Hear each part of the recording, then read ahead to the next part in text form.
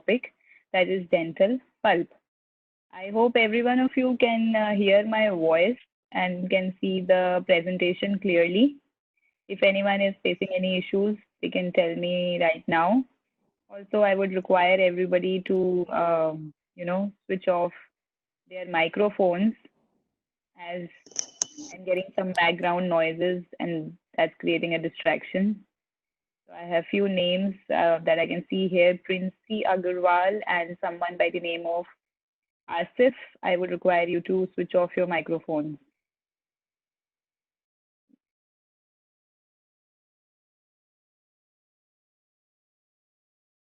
Yeah, if everyone can hear my voice clearly and they can see the presentation, shall I consider a yes from everybody?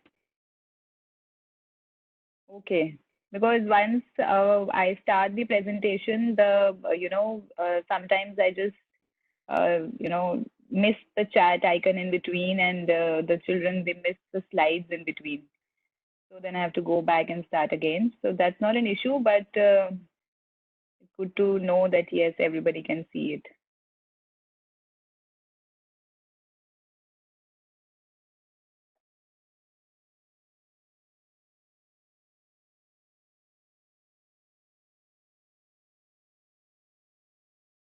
Okay, so we are starting with the dental pulp.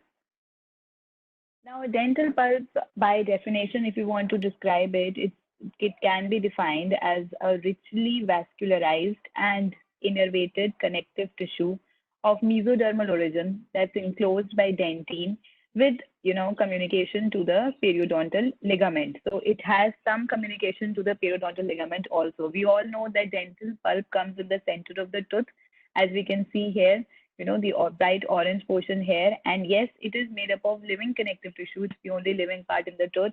And it also has cells, some cells. And can anybody tell me the name of the cells that are present in the dental pulp? The name of the cells that are present in dental pulp?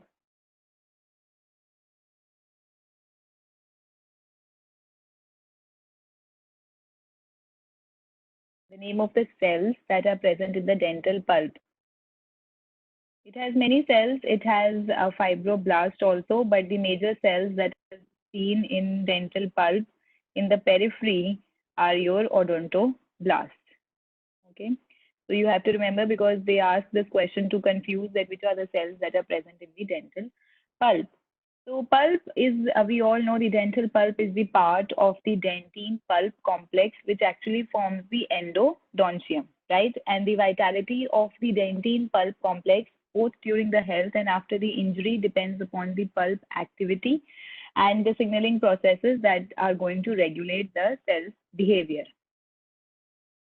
So when we talk about the development of dental pulp, now pulp has a background that is similar to that of the dentine, right? Because both of them are derived from the dental papilla of the tooth germ, right? But the dental papilla is going to become pulp only after the dentine forms around it. Okay, so once dental papilla has performed its function of, forming dentine, it's only after that that, the rest of the portion of the dental papilla is going to get converted into dental pulp. Now we all know that there are basic four main stages of the tooth development, okay, and that's your bud stage, cap stage, bell stage, and finally the crown stage, okay. So we have, we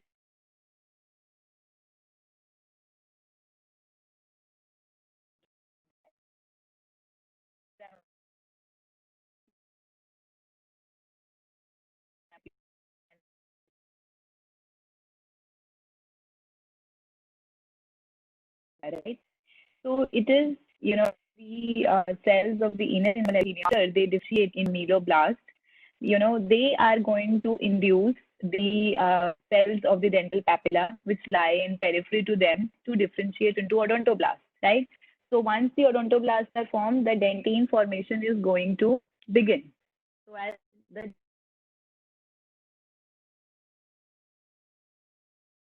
we have the ameloblast, the enamel, then the dental pulp is actually the mesenchymal tissue. It becomes a little more organized, and then that portion is known as your dental pulp. Okay. So we have the tooth pulp being initially called dental papilla. So you have during the 8th week of the intrauterine life, under the organizing influence of the proliferating epithelium of the enamel organ, the ectomesenchyme that is partially enclosed by invaginated portion of inner enamel epithelium, it proliferates and condenses to form dental papilla. So this is in the initial stages in the, as soon as it reaches the bud stage, there only the ectomesenchyme manifestations.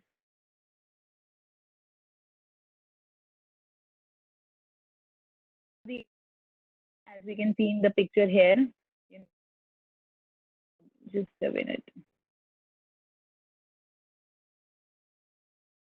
Okay, so here you can see that, once it reaches the, cap stage, you have here this condensation. This is the condensation which is occurring below the enamel organ in the cap stage, and this is the one that condenses to form your dental papilla, from where dentine and pulp are going to arise in the future. Okay, so both, you can see this in the left hand side, the layer that you are seeing, the blue layer that you are seeing is the dentine layer, and below the whole tissue is your pulp. So, and the second picture also, that's the decalcified section, where you can see that, you can, in the center there is pulp. So both dentine and pulp, now we know they have a common origin, that is from the dental papilla.